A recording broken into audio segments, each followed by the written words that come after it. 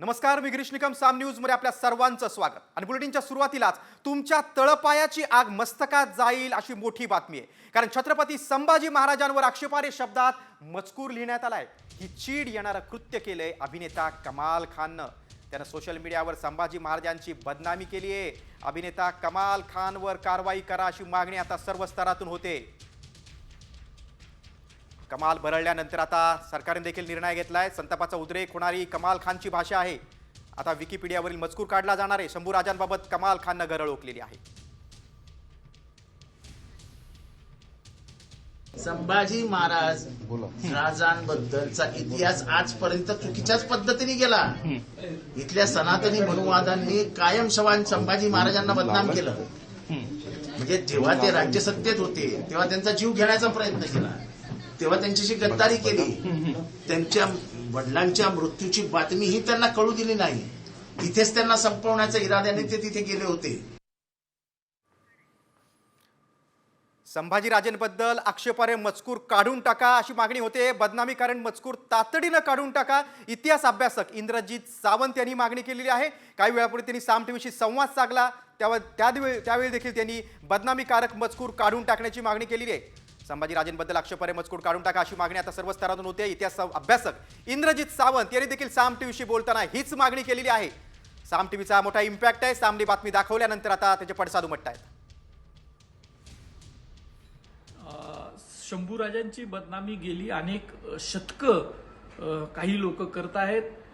त्याच पद्धतीनं एक मोठं सर्च इंजिन जे मानलं जातं जगभर विकिपीडियाचं, त्याच्यामध्ये सुद्धा संभाजी महाराजांच्या बद्दल अत्यंत आक्षेपार्ह मजकूर हा सातत्यानं येत आलेला आहे आणि तो त्यांनी ठेवलेला आहे. आणि याबद्दल महाराष्ट्र शासनाचे जे शिवप्रेमी मुख्यमंत्री आहेत, महाराष्ट्र शासनाचे जे शिवप्रेमी उपमुख्यमंत्री दोन्ही महोदय आहेत, यांनी यावर तातडीनं कारवाई करावी आणि हा जो काय बदनामीकारक मजकूर आहे हा तातडीनं काढून टाकण्यात यावा. आणि अभिनेता कमाल खाननं विकिपीडियाच्या मजकुराच्या आधारे सोशल मीडियावर पोस्ट केली होती. याबाबतचं वृत्त साम टीव्हीनं दाखवताच मुख्यमंत्र्यांनी दखल घेतली. विकिपीडियावरील आक्षेपार्ह मजकूर हटवण्याचे आदेश मुख्यमंत्र्यांनी दिलेले आहेत. संभाजीराजे आमचे आदर्श असून त्यांच्याबद्दल आक्षेपार्ह लिखाण खपवून घेणार नसल्याचं मुख्यमंत्र्यांनी म्हटलंय. विकिपीडियावरील आक्षेपार्ह मजकूर हटवण्याबाबत फडणवीसांनी सायबर विभागाचे पोलीस महानिरीक्षक यशस्वी यादव यांना आदेश दिलेत. आपल्याला ही कल्पना आहे की विकिपीडिया हे काही भारतातनं संचालित होत नाही. हा एक ओपन सोर्स प्लॅटफॉर्म आहे. त्याचे काही नियम आहेत. त्या नियमानुसार त्याच्यामध्ये कोण लिहू शकतं याचं एडिटोरियल राईट्स काही लोकांना असतात. त्यामुळे अशा प्रकारे आपल्याला निश्चितपणे त्यांना हे सांगता येईल की ज्या ऐतिहासिक गोष्टी आहेत त्या गोष्टींचं असं तोडून मरोडून किंवा चुकीच्या पद्धतीनं लिहिणं हे योग्य नाही. या संदर्भात तुम्ही काहीतरी नियमावली तयार करा. धक्कादायक बातमी आहे. साम टीव्हीची एक्सक्लुझिव्ह बातमी आहे. तुळजाभवानी देवीच्या तुळजापुरात ड्रग्जचा बाजार सुरू असल्याचा धक्कादायक प्रकार समोर आलाय. 2.5 वर्षांपासून तुळजापुरात हा ड्रग्जचा सुळसुळाट सुरू आहे. तब्बल 1,500 तरुण ड्रग्जच्या विळख्यात सापडल्याचा दावा करण्यात येतोय. ड्रग्ज तस्करी आणि सेवनाचं मोठं रॅकेट सुरू असल्याचा खळबळजनक आरोप पुजारी आणि व्यापाऱ्यांनी केलाय. जिल्हाधिकारी आणि पोलीस अधीक्षकांच्या कानावर 4 महिन्याआधी हा विषय घालण्यात आलाय. मात्र त्यांनी पांघरून घातल्याचा गंभीर आरोप पुजारी आणि व्यापाऱ्यांनी केलाय. आता याच ड्रग्ज विरोधात तुळजापूरकर एकवटलेत. तुळजापुरात ड्रग्ज विरोधात कारवाईसाठी मोठी बैठक घेण्यात आली. ड्रग्ज विरोधात ठोस कारवाई झाली नाही तर रास्ता रोको आंदोलन करण्याचा इशारा देखील देण्यात आलाय. तसंच शहर बंद ठेवण्याचा इशारा देण्यात आलाय.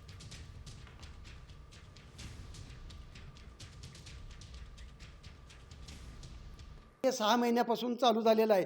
6 महिन्यापासून हे निदर्शनास आलेलं आहे. गेली 2 ते 2.5 वर्ष हे चोरून हा धंदा चालू होत होता, परंतु ह्या 6 महिन्यामध्ये ओपन झालेला आहे. या ड्रग्जच्या प्रकरणामध्ये पोलिसांकडून तुळजापूर शहराला याच्यामध्ये न्याय मिळू शकत नाही आणि याच्यासाठी कुठल्या तरी असा सक्षम यंत्रणेकडे याची चौकशी गेली पाहिजे. ह्या तुळजापुराचं नाव बदनाम होऊन या ड्रग्समुळे झालेलं आहे. कालच्या बातमीमुळं हे सर्व गोष्टी पोलीस प्रशासनाला माहीत असताना सुद्धा ते कानडोळा करत आहेत. आणि आम्ही आत्ताच एक संदर्भात एक बैठक घेतली की ह्याच्यामागं आश्रय कोणाचा आहे तर येथील PI आणि DSP साहेब ह्यांचा आहे, तर त्यांची तात्काळ बदली करावी. ह्यासाठी आम्ही लवकरच लोकशाही मार्गाने आंदोलन करणार आहोत. खासदार ओमराजे निंबाळकरांकडे वळूया. आरोपांकडे तुळजापुरात अनेक मुलं ड्रग्जच्या आहारी गेलेत. कंट्रोल ठेवायला पोलीस प्रशासन अपयशी ठरलाय असा आरोप शिवसेना ठाकरे गटाचे धाराशिवचे खासदार ओमराजे निंबाळकरांनी आरोप केलाय. ड्रग्ज माफियांना संपवण्याचं काम करणार असल्याचं धाराशिवचे पालकमंत्री प्रताप सरनाईक यांनी आता म्हटलेलं आहे.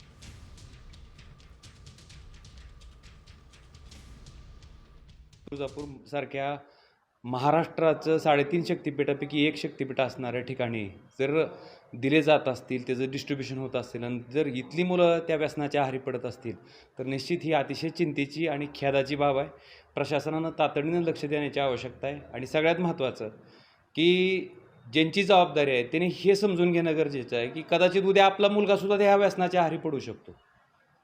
समजा आपल्याच घरात आपल्याच मुलाच्या बाबतीत जर अशा पद्धतीनं व्यसनाधीन होत असेल तर मला वाटतं त्याचं अतिशय गांभीर्यानं विचार करणं गरजेचं आहे आणि प्रशासनानं तातडीनं पावलं उचलावीत. तुळजापूरच नव्हे तर धाराशिव जिल्ह्यामध्ये फार मोठ्या प्रमाणामध्ये ड्रग्सचा व्यापार करणारी मंडळी कार्यान्वित आहे. जी मंडळी ह्या शहरी भागामध्ये होती तीच ह्या ग्रामीण भागामध्ये जाते की काय अशी परिस्थिती निर्माण झालेली. आणि मी उद्या 20 तारखेला तुळजापूरच्या पुजाऱ्यांबरोबर आणि तिथल्या एसपींबरोबर एक बैठक आयोजित केलेली आहे देवस्थान मंदिराच्याच कार्यालयामध्ये. त्यामुळे त्या संदर्भातला निर्णय होईल. परंतु ह्या राज्यामध्ये ड्रग्स माफी आहेत, त्यांना भुई सपाट करण्याचं काम किंवा त्यांना संपवण्याचं काम राज्यातील पोलीस यंत्रणा करण्याचा प्रयत्न करते आहे. धाराशिवच्या पालकमंत्र्यांच्या आश्वासनानंतर देखील आता तुळजापूरमधील चित्र बदलणार का, याकडे सर्वांचं लक्ष आहे. पुढच्या बातमीकडे, शिंदे गटाचे माजी मंत्री तानाजी सावंतांच्या सुरक्षेमध्ये आता कपात करण्यात आलेली आहे. सावंतांच्या सुरक्षेत सरकारी लवाजमा गायब झालाय. आता फक्त एकच सुरक्षा रक्षक उरलाय. सावंत मंत्री असताना त्यांच्या दिमतीला 48 सुरक्षा रक्षक होते. त्यानंतर कपात करून 15 सुरक्षा रक्षक तैनात केले. मात्र आता तानाजी सावंत मंत्री नसल्यानं त्यांची भली मोठी सुरक्षा काढून घेण्यात आली. सावंत आता आमदार म्हणून केवळ एक सुरक्षा रक्षक त्यांना पुरवण्यात आलाय.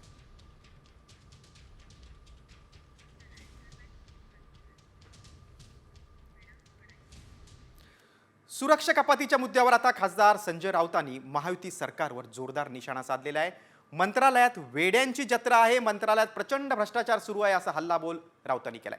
तर सुरक्षा कपातीचा गृह विभागाच्या समितीचा निर्णय आहे, त्यामुळे नाराजी नाही असं मंत्री आशिष जयस्वाल यांनी म्हटलंय. सुरक्षेत कपात मात्र राजकारण जोरात असं सुरू आहे, कारण मंत्रालयात येड्यांची जत्रा आहे असा हल्लाबोल संजय राऊतांनी सत्ताधाऱ्यांवर केलेला आहे. मात्र गृह विभागाच्या समितीचा हा निर्णय आहे असं आशिष जयस्वाल यांनी म्हटलेलं आहे. तानाजी सावंत यांच्या सुरक्षेत कपात करण्यात आलेली आहे. आता त्यांना केवळ आमदार म्हणून एकच सुरक्षा रक्षक देण्यात आलेला आहे. मला YZ वगैरे का माहिती नाही, पण त्यांनी या राज्यामध्ये YZ करून टाकलेली आहे. आणि हे वेड्यांचं सरकार आहे. वेळ लागला आहे लोकांना. ही वेड्यांची जत्रा आहे मंत्रालयामध्ये. कोणाचा पायपूस कोणाच्या गळ्यात नाही. मंत्रालयात जाऊन पहा तुम्ही, गोंधळ आहे. गृहनिर्माण खात्यामध्ये, माडामध्ये, SRA मध्ये प्रचंड भ्रष्टाचार सुरू आहे. कारण प्रत्येक अधिकाऱ्याची नेमणूक SRA मध्ये आणि माडामधली रोकडे पैसे मोजून त्या निवडणुका केल्यामुळे हे अधिकारी सुद्धा लहान लहान कामामध्ये रोज कोट्यवधी रुपयाचा गल्ला जमा करतात. मी लवकरच त्या संदर्भात कोणत्या प्रकल्पामधून किती पैसे घेतले गेले आणि कुठे दिले ही माहिती जाहीर करणार. नाराजीचा काय विषय आहे त्याच्यात? सिक्युरिटी कोणाला किती द्यावी हा निर्णय गृह विभागाची एक समिती करत असते. या संदर्भामध्ये गृह विभागाची समिती निर्णय करत असते आणि त्यानुसार जर निर्णय झाला असेल तर तो त्यानुसार झाला असेल. शेवटी याचं मूल्यमापन आणि गुणवत्तेवर निर्णय गृह विभाग करत असते आणि त्यांनी जो निर्णय घेतलेला असतो तो निर्णय योग्यच असतो असं समजण्यास हरकत नाही. पुढच्या बातमीकडे, राख आणि इतर आर्थिक गुन्ह्यांमधील वादग्रस्त अधिकाऱ्यांची SIT मार्फत चौकशी करण्याची मागणी आमदार सुरेश धस यांनी केलेली आहे. पोलीस महासंचालक रश्मी शुक्ला यांच्याकडे धस यांनी ही मागणी केलेली आहे. मुंबई पोलिसांच्या विशेष पथकाकडून चौकशी करण्याची मागणी धस यांची आहे. तर काही निवडक पोलीस अधिकारी अनेक वर्षांपासून बीडमध्ये कार्यरत आहेत आणि अधिकाऱ्यांच्या माध्यमातूनच बेकायदेशीर आर्थिक व्यवहार आणि गुन्हेगारांना पाठबळ देण्यात येतोय असा गंभीर आरोप सुरेश धस यांनी केला.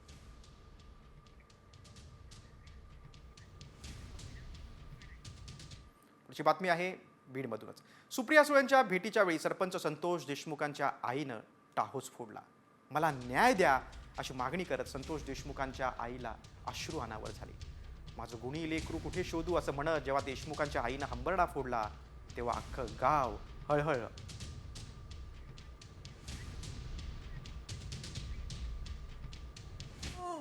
दादाचा फोनच लागत नाही रे.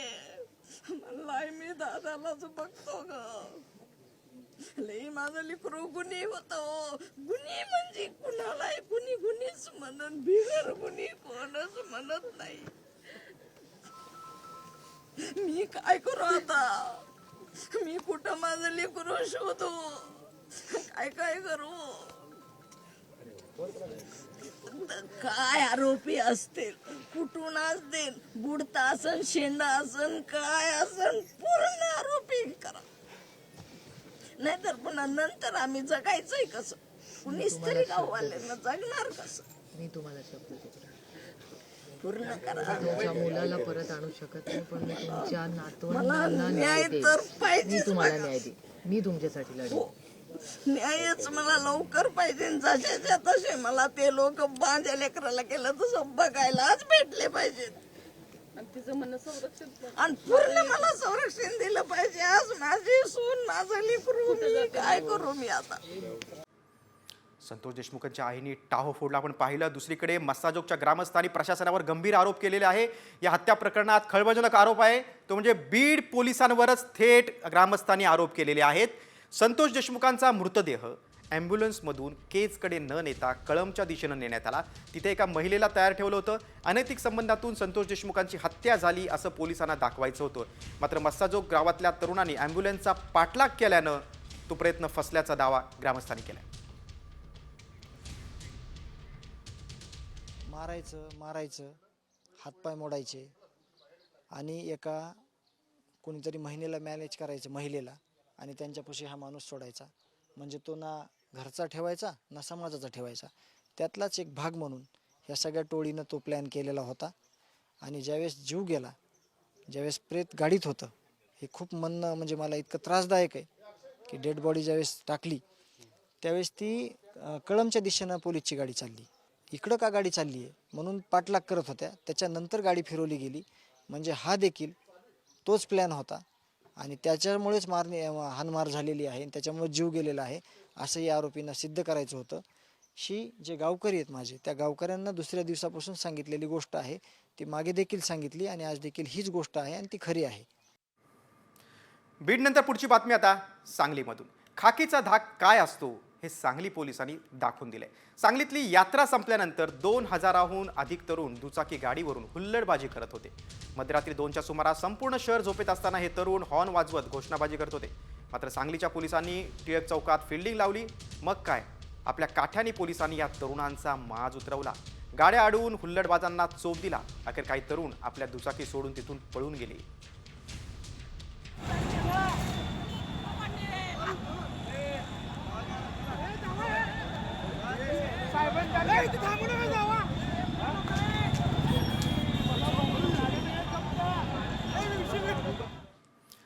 पुढची बातमी आता ठाकरे गटाची.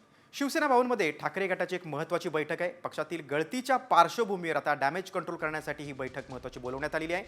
आउटगोईंग संदर्भात ठाकरे गटाच्या बैठकांचं आता सत्र सुरू झालेले आहे. राऊत, दानवे, देसाई, परब हे सगळे बैठकीला नेते उपस्थित आहेत. अनेक जण ठाकरे गट सोडून शिंदे सेनेत प्रवेश करत आहेत. माजी आमदार राजन साळवेंनी नुकताच प्रवेश केला. त्यानंतर आता डॅमेज कंट्रोल रोखण्यासाठी उद्धव ठाकरेंनी ही महत्त्वाची बैठक बोलवलेली आहे. शिवसेना भवनात खासदार संजय राऊत, विरोधी पक्षनेते अंबादास दानवे, सुभाष देसाई, आमदार परब बैठकीला उपस्थित आहेत. आता या बैठकीत मंथन होणार आहे. कारण अनेक जण आता महानगरपालिका निवडणुकीच्या पार्श्वभूमीवर ठाकरे गटाला जयमाष्ट करत शिंदे सेनेत प्रवेश करतायत. पुढच्या बातमीकडे.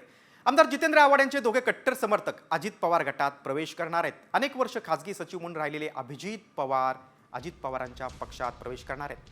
आणि हेमंत वाणी हे देखील अजित पवारांच्या राष्ट्रवादी काँग्रेसमध्ये प्रवेश करणार आहेत. त्यामुळे जितेंद्र आव्हाडांना हा धक्का आहे. जितेंद्र आव्हाडांचे दोन खंदे समर्थक अजित पवारांच्या पक्षात जाणार आहेत. अभिजित पवार आणि हेमंत वाणी हे जितेंद्र आव्हाडांची साथ सोडणार आहेत.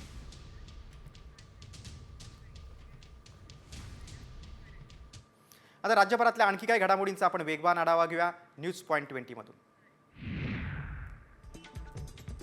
मस्साजोगमधील परिस्थितीला स्थानिक पोलीस जबाबदार आहेत असा आरोप धनंजय देशमुख यांनी केलाय. या प्रकरणी सुनावणीच्या वेळी कोर्ट परिसरामध्ये आमच्यावर दबाव आणण्याचा प्रयत्न केला जात असल्याचं देखील त्यांनी म्हटलंय.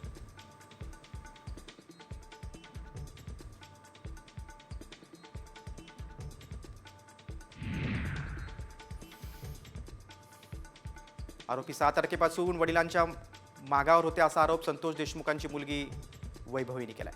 खासदार सुप्रिया सुळे मस्साजोगमध्ये देशमुखांच्या कुटुंबाची भेट घेण्यासाठी आल्या होत्या. त्यावेळी वैभवीने आपली आपबीती सांगितली. लेकरांना किती परीक्षा द्यावी लागणार आहे असं देखील सुप्रिया सुळे यावेळी म्हणाल्या.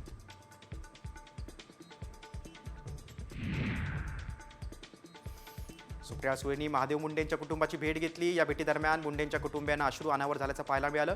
परळीच्या तहसील कार्यालयासमोर महादेव मुंडेंची हत्या करण्यात आली होती. या हत्येमागे वाल्मिक कराड आणि त्यांचा मुलगा सुशील कराडचा हात असल्याचा आरोप ज्ञानेश्वरी मुंडेंनी केलाय.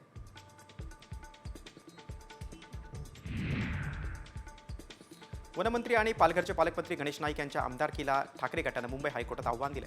ऐरोलीचे उमेदवार MK मडवी यांनी याचिका दाखल केली. या प्रकरणी कोर्टानं गणेश नाईक यांना नोटीस बजावली. सत्तेच्या बळावर भ्रष्टाचाराचा अवलंब करत निवडणूक जिंकल्याचा MK मडवींनी आरोप केलाय.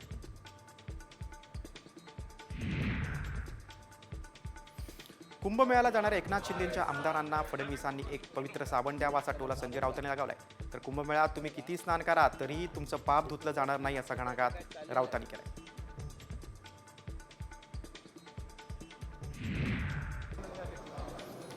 एकनाथ शिंदेंनी काल उद्योग मंत्रालयाच्या अधिकाऱ्यांची बैठक घेतली. फडणवीसांनी आढावा बैठक घेतल्यानंतर शिंदेंनी आढावा बैठक घेण्याची ही दुसरी वेळ. याआधी फडणवीसांनी कुंभमेळ्यासाठी बोलवलेल्या बैठकीला शिंदे गैरहजर होते. मात्र काही दिवसांनी बैठक घेत कुंभमेळ्याच्या तयारीचा आढावा घेतला.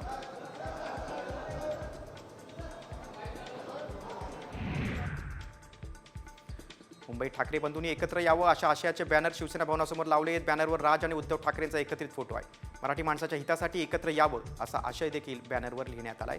मराठी सेनेने हे बॅनर लावले.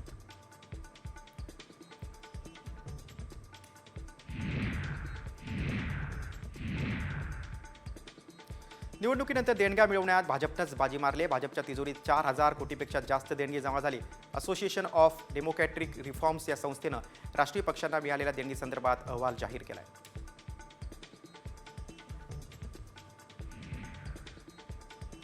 बिबट्यानं मांजरावर झडप टाकून मांजराची शिकार केलेली आहे. आंबेगाव तालुक्यातील महाळुंगे पडवळ गावात राजू आवटे यांच्या घरासमोर मांजर रुबाबात बसलं होतं. त्यावेळी शिकारीसाठी दबा धरून बसलेल्या बिबट्यानं मांजरावर झडप घातली. जबड्यात पकडल्यानं अखेर मांजरीची शिकार झाली.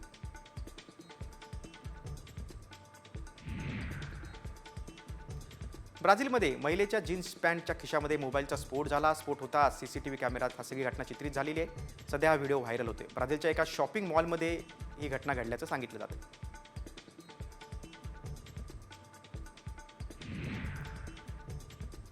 आर्थिक गुन्हे शाखेच्या विशेष पथकानं मिठी नदीच्या 2 दशकातील गाळ उपशाच्या घोटाळ्याची फाईल उघडली आहे. सुमारे 1300 कोटी रुपयांचा गैरव्यवहार झाल्याचा आरोप होतोय. प्रसाद लाड आणि प्रवीण दरेकरांनी भ्रष्टाचार केल्याचा आरोप केलेला होता. 28 कंत्राटदारांपैकी 3घांची आता पोलिसांनी चौकशी केली.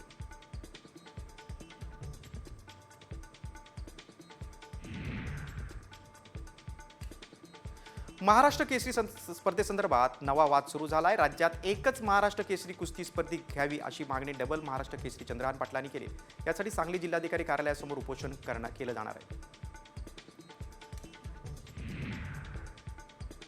ज्ञानेश कुमार यांची भारताचे मुख्य निवडणूक आयुक्त म्हणून नियुक्ती झालेली आहे. ते राजीव कुमार यांची जागा घेणार आहेत. नव्या कायद्याअंतर्गत नियुक्त होणारे ते पहिले मुख्य निवडणूक आयुक्त ठरले. ज्ञानेश कुमार हे 1988 बॅचचे केरळ कॅडरचे IAS अधिकारी आहेत.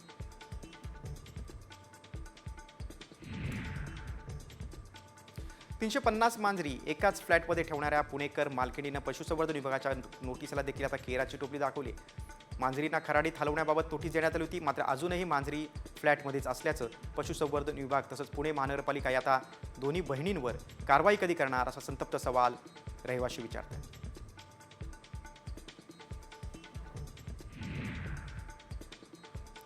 यूट्यूबर रणवीर अलाहाबादी याला सुप्रीम कोर्टानं मोठा झटका दिला आहे. त्यामुळे रणवीरला भारतात कोणताही शो करता येणार नाही असे निर्देश सुप्रीम कोर्टानं दिले. तसंच न्यायालयानं रणवीरला अटकेपासून दिलासा दिला असला तरी कडक अटी घालून दिल्या आहेत. तपास पूर्ण होईपर्यंत पासपोर्ट जमा करावा लागेल अशी अट देखील अलाहाबादीवर घालण्यात आली.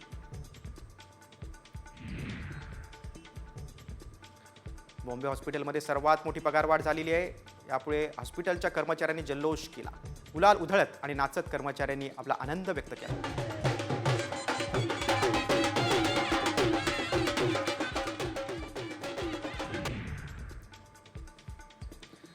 ठाण्यातही कोळशावरील तंदूर रोटी आता बंद होणार आहे. ठाणे महानगरपालिकेने 84 हॉटेल्स व्यावसायिकांना नोटीस बजावले. तसंच इलेक्ट्रिक भट्टी वापरण्याचं आवाहन सुद्धा मनपानं केलं.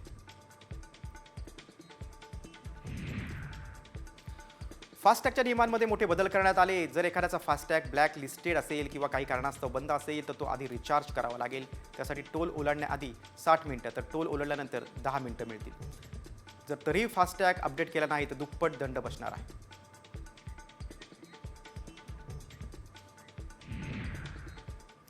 टॉप 50 नंतर आता वळूया पुढच्या बातमीकडे. भाजपनं प्राथमिक सदस्य नोंदणीसाठी आता आपल्या मोर्चा हा लाडक्या बहिणींकडे वळवलाय. प्रदेशाध्यक्ष चंद्रशेखर बावनकुळेंनी तसे संकेत दिलेत. नेमकी भाजपची काय रणनीती आहे, कोणत्या लाभार्थ्यांवर भाजपचा डोळा आहे, त्यावरचा साम टीव्हीचा हा विशेष रिपोर्ट. भाजपचं लाडक्या सदस्य अभियान.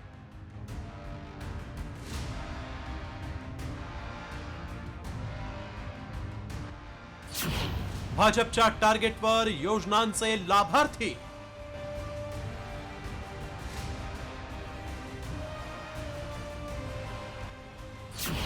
शेतकरी आरोग्य योजनेच्या लाभार्थ्यांवरही लक्ष.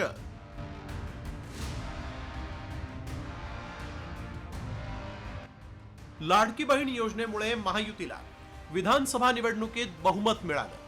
132 जागा जिंकून भाजप सर्वात मोठा पक्ष ठरला.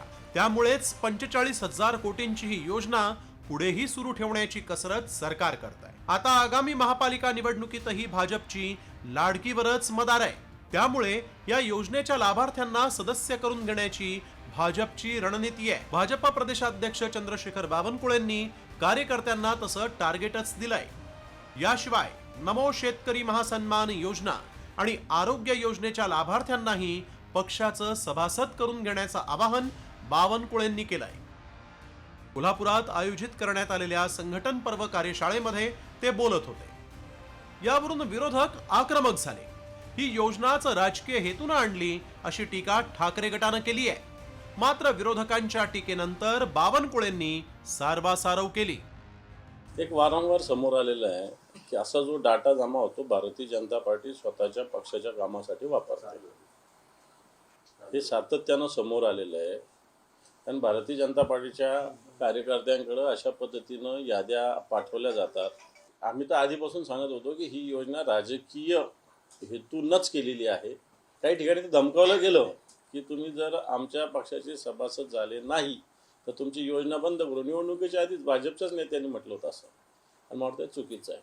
मोदी सरकार आणि देवेंद्र फडणवीस सरकार या सरकारच्या योजना, डबल इंजिन सरकारच्या योजना जनतेपर्यंत पोहोचवणे आमची जबाबदारी आहे. त्याकरता पक्षाचं संघटन मजबूत करतोय. राज्यामध्ये 3 लाख सक्रिय कार्यकर्ते आम्ही पक्षामध्ये तयार करतो आहे, त्याची नोंदणी करतो आहे. आणि हे 3 लाख कार्यकर्ते डबल इंजिन सरकारची योजना घरोघरी पोहोचवणार आहे. राज्यातील सर्व 36 जिल्हा परिषद आणि 27 महापालिकांवर भाजपचाच झेंडा फडकला पाहिजे असा निर्धारच बावनकुळेंनी भाजपच्या कार्यकर्त्यांसमोर केलाय. त्यासाठी राज्यभरात भाजपचे प्राथमिक सदस्य करून घेण्यासाठी मोहीम राबवली जातीये. आणि त्यामुळेच भाजपची नजर आता विविध योजनांच्या लाभार्थ्यांवर असते. कोणत्या योजनेचे किती लाभार्थी आहेत तेही पाहूया. भाजपचं सभासद लक्ष 1,51,00,000. लाडकी बहीण लाभार्थी 2,20,00,000. मोफत कृषी पंप योजना लाभार्थी 40,00,000. मुंबई, पुणे, नाशिक या राजकीय दृष्ट्या महत्वाच्या पालिका जिंकण्याचं टार्गेट भाजपनं ठेवलंय. त्यासाठी स्वबळावर लढण्याची ही तयारी सुरू केली आहे. सदस्य करून लाडकी बहिणीची साथ मिळावी यासाठी भाजपची धडपड सुरू आहे. विधानसभेप्रमाणे मनपा निवडणुकीतही लाडक्या बहिणींची माया भाजपवर कायम राहणार का ते पाहणं महत्वाचं आहे. ब्युरो रिपोर्ट, साम टीव्ही. आता राज्यभरातल्या आणखी काही घडामोडींचा आपण वेगवान आढावा घेऊया टॉप 50 मधून. मराठवाड्यात तब्बल 55,000 लाडक्या बहिणींचे अर्ज रद्द होणार आहेत. या बहिणींना योजनेचा 8वा हप्ता मिळणार नाही. तर 54,000 अर्ज हे मान्य झालेले नाही. त्यामुळे या बहिणींना अनुदान कधी मिळणार हे आता स्पष्ट झालं नाही. जळगाव शहरामध्ये एका 3 वर्षीय बालकाला GBHची लागण झालेली आहे. त्याच्यावर सरकारी वैद्यकीय महाविद्यालयात उपचार सुरू आहेत. दरम्यान जिल्ह्यात आतापर्यंत GBHचे 3 रुग्ण आढळलेत.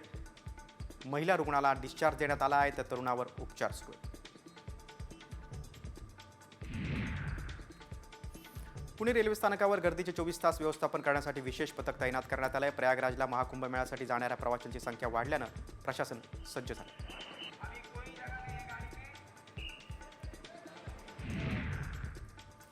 जळगाव विमानसेवा सुरळीत व्हावी म्हणून आता खुद्द मुख्यमंत्री देवेंद्र फडणवीस यांनी पुढाकार घेतला आहे. सेवेचा विस्तार फारसा नसल्यानं फडणवीस आता इंडोगेच्या माध्यमातून विमानसेवा उपलब्ध करून देणार आहेत.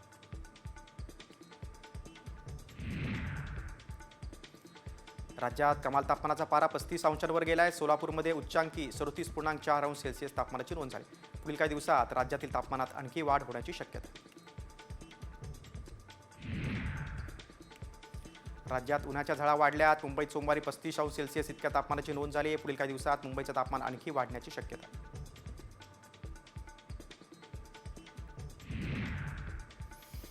पुणे आणि परिसरामध्ये गेल्या आठवड्यापासून तापमानामध्ये वाढ झाली आहे. पुण्यात सोमवारी 36° इतकं कमाल तापमान नोंदवलं गेले. कोरेगाव पार्क या ठिकाणी सर्वाधिक 38° इतक्या तापमानाची नोंद झाली.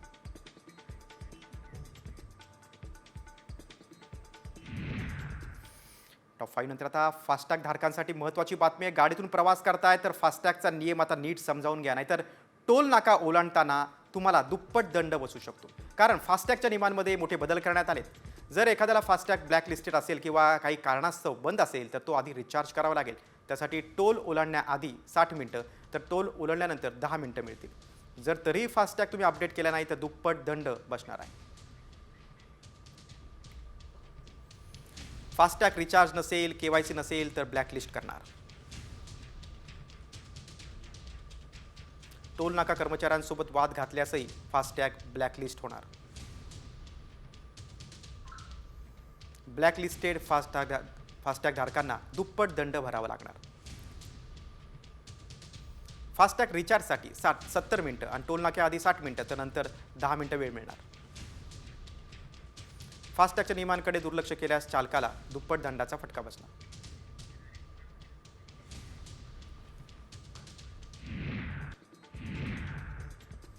शिवनेरीवर उद्या शिवजयंती उत्सव साजरा होणार आहे. याच निमित्तानं शिवनेरी परिसरात जय्यत तयारी करण्यात आलेली आहे. किल्ल्याच्या महाद्वारावर विद्युत रोषणाई आणि भव्य अशी कमानी उभारण्यात आलेल्या आहेत. राज्य सरकारच्या वतीनं 5 दिवसांच्या महोत्सवाचं आयोजन करण्यात आलं. छत्रपती शिवाजी महाराजांच्या जयंतीनिमित्त मानवंदना म्हणून 18,000 स्क्वेअर फूटमध्ये गहू आणि मोहरीचा वापर करून महाराजांची प्रतिमा साकारण्यात आली आहे. अकोल्यातल्या 25 विद्यार्थ्यांनी 15 दिवसात ही प्रतिमा साकारली. ही प्रतिमा साकारण्यासाठी 4 क्विंटल गहू आणि 35 किलो मोहरी लागली.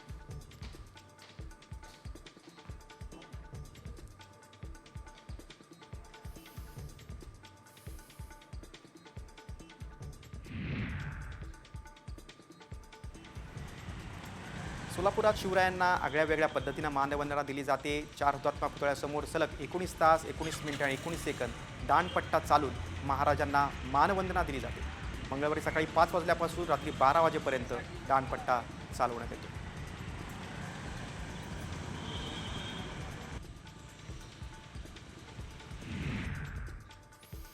सोलापुरात 21,000 शर्टच्या बटनांपासून छत्रपती शिवरायांची प्रतिमा साकारण्यात आली. ही प्रतिमा साकारून शिवरायांना मानवंदना देण्यात आली. सोलापूरचा सुप्रसिद्ध कलाकार विपुल मिरजकर यानं 4 दिवसात 4 बाय 5 फुटाची ही प्रतिमा साकारली.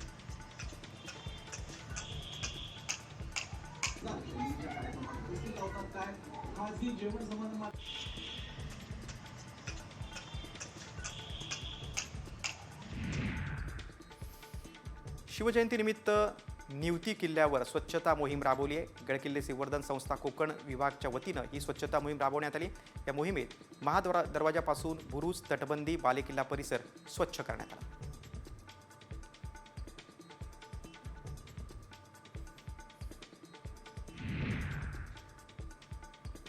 जपानची राजधानी टोकियो इथं छत्रपती शिवाजी महाराजांचं स्मारक उभारण्यात येणार आहे. महिला दिनाच्या दिवशी उभारण्यात येणाऱ्या या स्मारकासाठी 8 फुटांचा पुतळा विशेष विमानानं जपानला पाठवण्यात येणार आहे.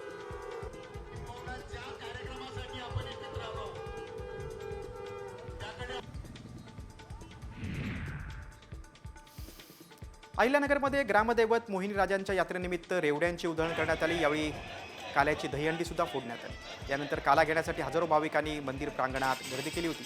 वणीराजांच्या जयघोषानं नेवासा नगरी दुमदुमली होती।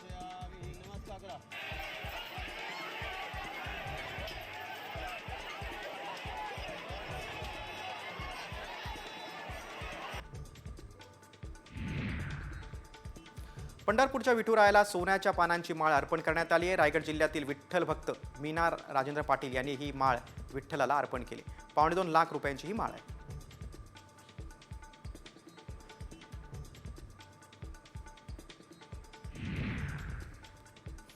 अयोध्येमध्ये चेंगराचेंगरी घडवण्याचा कुणाचा डाव आहे का असा प्रश्न आता उपस्थित होतोय, कारण सोमवारी अयोध्येच्या राम मंदिर परिसरात एक ड्रोन येऊन पडलं।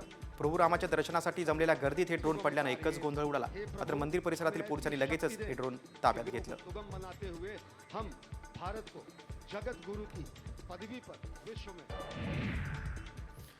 टॉप 50 नंतर एक महत्त्वाची बातमी आहे। महाराष्ट्र केसरी स्पर्धेसंदर्भात आता नवीन वाद सुरू झालाय। राज्यात एकच महाराष्ट्र केसरी कुस्ती स्पर्धा घ्यावी अशी मागणी आता डबल महाराष्ट्र केसरी चंद्रहार पाटील यांनी केलेली आहे। सांगली जिल्हाधिकारी कार्यालयासमोर त्यांनी त्यासाठी उपोषण देखील ते करणार आहेत। लवकरच मुख्यमंत्र्यांची देखील भेट घेणार असल्याचं त्यांनी सांगितलंय। याशिवाय वन नेशन वन इलेक्शन प्रमाणे महाराष्ट्रात कुस्तीची एक संघटना असावी अशी मागणी देखील चंद्रहार पाटील यांनी केली। महाराष्ट्रामध्ये कुस्ती क्षेत्र म्हटलं तर आपली खरोखर जुनी संस्कृती जुनी परंपरा म्हणून कुस्ती क्षेत्राकडे बघितलं जातं, पण त्याच महाराष्ट्रामध्ये शासन एका वर्षात 4-4 महाराष्ट्र केसरी होत असताना का लक्ष देत नाही? 2024चा महाराष्ट्र केसरीचा विषय बंद करून 2025च्या डिसेंबरच्या महाराष्ट्र केसरीच्या बद्दल चर्चा करावी दोन्ही संघटनेनं, नाहीतर ह्याच्यात लक्ष घालून शासनानं ह्यात गांभीर्यानं दखल घेऊन ह्याच्यावर तोडगा काढावा। येणाऱ्या 4 दिवसामध्ये माझं सांगली कलेक्टर ऑफिसच्या पुढं 1 दिवसीय लक्षणीय उपोषण होणार आहे। डेल्टा एअरलाईनच्या विमानाचं क्रॅश लँडिंग टोरंटो विमानतळावर झालंय, ज्यात हे विमान अक्षरशः उलटं झालं। या अपघातात 17 जण जखमी झालेत, त्याच्या 3घांची प्रकृती गंभीर आहे। हे विमान अमेरिकेच्या मिनेसोटा राज्यातील मिनियापोलिसमधून टोरंटोला उतरत होतं।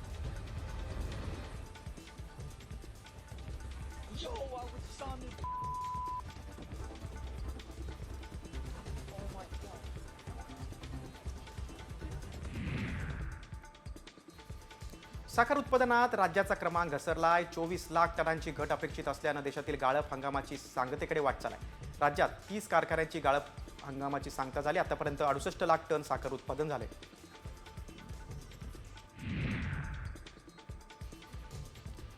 यवतमाळमध्ये झालेल्या पीक विमा अपहाराचा तपास आता SITकडे देण्यात आला आहे। जिल्ह्यात अतिवृष्टी आणि पुरामुळे शेतीचं मोठ्या प्रमाणात नुकसान झालं होतं, त्यानंतरही शेतकऱ्यांना पीक विम्याचा लाभ मिळाला नाही। या प्रकरणी पीक विमा कंपनी विरोधात ऑक्टोबर 2024 मध्येच गुन्हा दाखल करण्यात आला।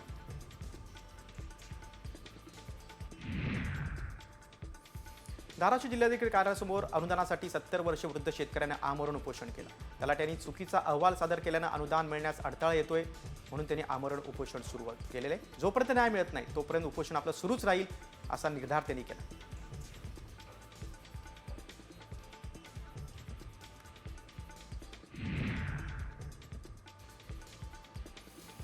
अमरावती जिल्ह्यातील 56 पाणी प्रकल्पात 60% इतकाच जलसाठा शिल्लक आहे, त्यामुळे अनेक भागात आता पाणी टंचाईची शक्यता वर्तवली जाते। अप्पर वर्धा धरणात 64% इतका जलसाठा शिल्लक आहे। या प्रकल्पात मागच्या वर्षीच्या तुलनेत 3% जलसाठा कमी आहे।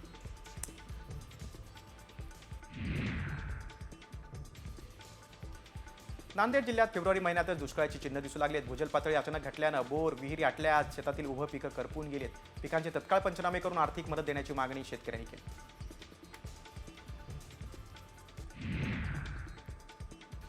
अंबरनाथ तालुक्यातील चामटोली गावात रस्ता नसल्यानं नागरिकांना त्रास सहन करावा लागतोय। गर्भवती महिला, वृद्ध, शाळकरी मुलांना दगड धोंड्यातून प्रवास करावा लागतोय। दुर्घटना घडू नये म्हणून लवकरात लवकर हा रस्ता तयार करावा अशी मागणी गावकऱ्यांनी केली।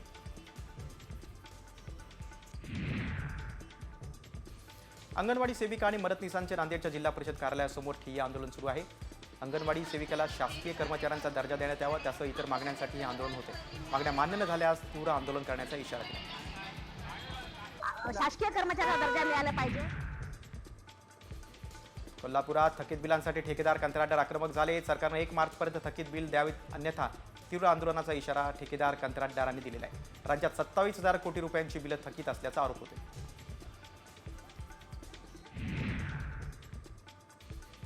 गावातील रस्त्याचं काम लवकर पूर्ण व्हावं यासाठी सरपंच आणि सदस्यांनी आमरण उपोषण सुरू केलंय. बुलढाण्यातील शेवगाव आटोळ गावात उपोषण करण्यात येते. रस्त्याचं खोदकाम केल्यानं गावकऱ्यांना येण्या जाण्यासाठी त्रास होतो.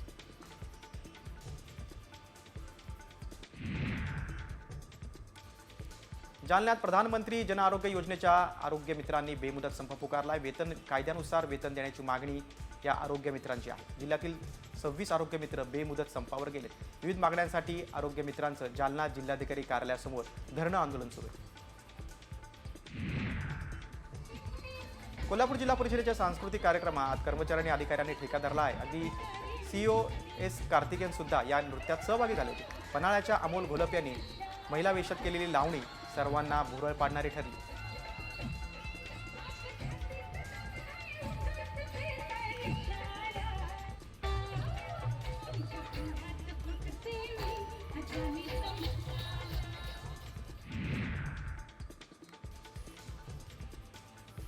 जळगावातील MIDC पोलिसांनी सुमारे 4 लाखांचा लसूण जप्त केला आहे. हा लसूण नागपूरमधून चोरला होता. एका बंद बेकरीत लसणाच्या गोण्या असल्याची माहिती पोलिसांना मिळाली होती. बेकरी मालकाला याविषयी विचारल्यानंतर त्यानं उडवाउडवीची उत्तर दिली. पोलिसांनी त्याला ताब्यात घेऊन गुन्हा दाखल केला.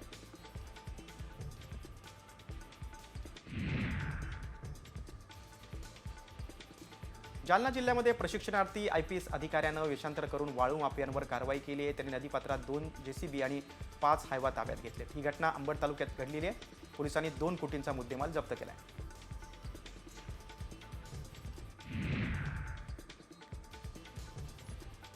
शाळेतील स्वयंपाकघरात गॅसचा स्फोट झाल्याची घटना घडली आहे. सांगलीतील विटा लेंगरेच्या गुजले वस्तीतील शाळेत गॅसचा स्फोट झाले. स्वयंपाकघराचे पत्रे उडाले. शाळेपासून दूर असलेल्या पत्र्याच्या शेडमध्ये स्वयंपाकघर होतं, त्यामुळे सुदैवानं जीवितहानी टळली.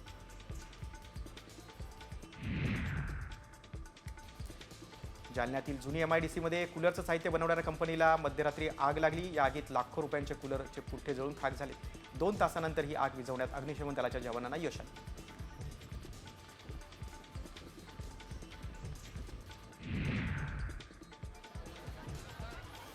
अंबरनाथ पश्चिम येथे बुवापाडा परिसरात आग लागली होती. कापूस आणि लाकडाचं गोडाऊन जळून खाक झालं. अग्निशमन दलाने तत्काळ धाव घेत आगीवर नियंत्रण मिळवलं.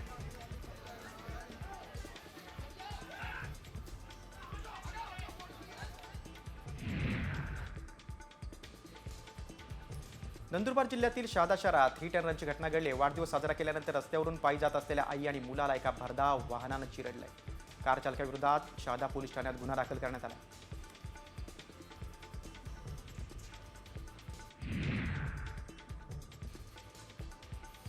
वाशिममध्ये समृद्धी महामार्गावर ट्रॅव्हलचा अपघात झालाय. अपघातात 10 प्रवासी जखमी झालेत. कारंजा इंटरचेंज टोल प्लाझाजवळ मागून येणाऱ्या वाहनानं ट्रॅव्हल्सला धडक दिल्यानं हा अपघात झाला.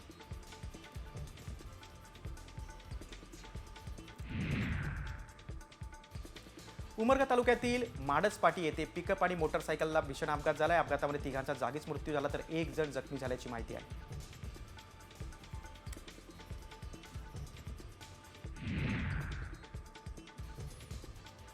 उत्तर प्रदेशमध्ये झालेल्या कौटुंबिक वादातून तरुणाची भिवंडीमध्ये निर्घृण हत्या करण्यात आलेली आहे. वादाचा राग मनात धरून 5 जणांनी तरुणाच्या हत्येचा कट रचला. प्रेमाच्या जाळ्यात ओढत प्लॅनप्रमाणे त्याची दगडानं ठेचून हत्या केली. या प्रकरणात 5 आरोपींना पोलिसांनी ताब्यात घेतलंय. त्यांच्या विरोधात गुन्हा दाखल केलाय.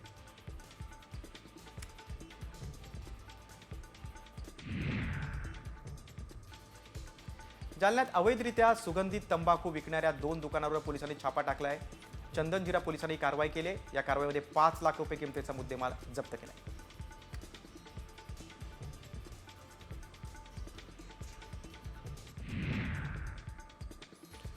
येरोडा लक्ष्मीनगर परिसरात 12 रिक्षा आणि 2 दुचाकींची तोडफोड करणाऱ्या सराईताला येरोडा पोलिसांनी अटक केलेली आहे. पुण्यातील ज्या भागात या गुंडानं वाहनांची तोडफोड केली त्याच भागात पोलिसांनी त्याची धिंड काढली.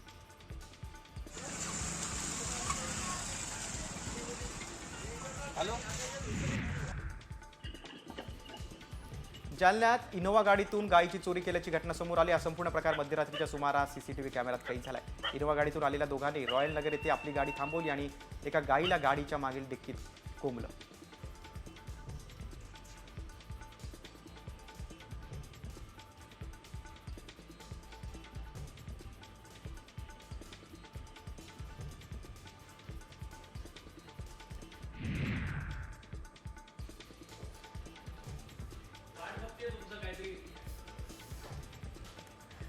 12वीची परीक्षा देण्यासाठी आलेल्या एका तोतया विद्यार्थ्याला पेल्हार पोलिसांनी अटक केली. अहमद खान असं या तोतया विद्यार्थ्याचं नाव आहे. नालासोपारा पूर्वच्या पेल्हार येथील परीक्षा केंद्रात हा प्रकार घडला.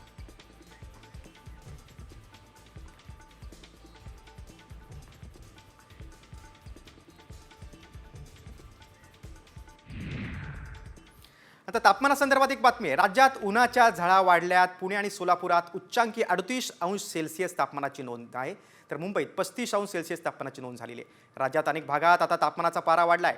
पुढील काही दिवसात राज्यातील तापमानात आणखी वाढ होण्याचा अंदाज वेधशाळेनं वर्तवलाय. सध्या सोलापुरात उच्चांकी 38°वर तापमान गेलंय. मुंबईत देखील 35°C तापमानाची नोंद झालेली आहे. आता उन्हाळा आलाय, त्यामुळे प्रत्येकाने आपलं आरोग्य सांभाळावं. बघा, पुण्यात 38, सोलापूरमध्ये पण 38, मुंबईमध्ये 35, तर विदर्भातील नागपूरमध्ये 35°C तापमान.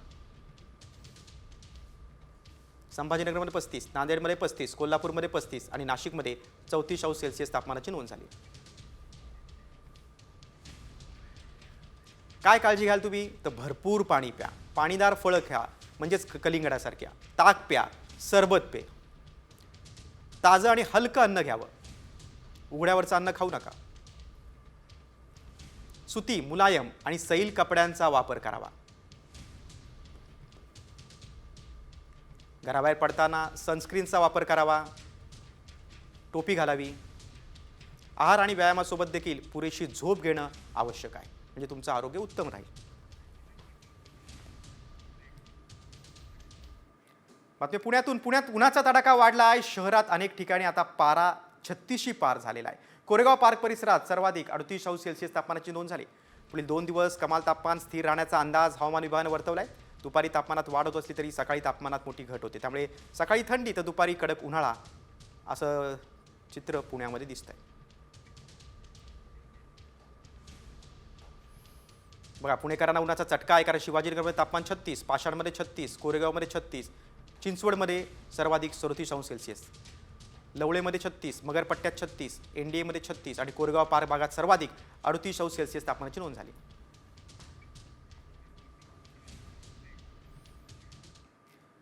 पुण्यातल्या तापमानाची बातमी पाहिली. आता बातमी पुढची. मुंबईतून बॉम्बे हॉस्पिटलमध्ये कर्मचाऱ्यांनी जल्लोष साजरा केला. निमित्त होतं पगारवाढीचं. गुलाल उधळत आणि नाचत कर्मचारी अगदी बेभान होऊन नाचत होते, कारण बॉम्बे हॉस्पिटलमध्ये सर्वात मोठी पगारवाढ झाली. ठाकरे गटाच्या भारतीय कामगार सेनेच्या माध्यमातून बॉम्बे हॉस्पिटलमध्ये कार्यरत कर्मचाऱ्यांची पगारवाढ करण्यात आली. या जल्लोषात ठाकरे गटाचे खासदार संजय राऊत देखील सहभागी झाले होते. विशेष म्हणजे याच हॉस्पिटलमध्ये शिंदे गटाची कामगार सेना आहे.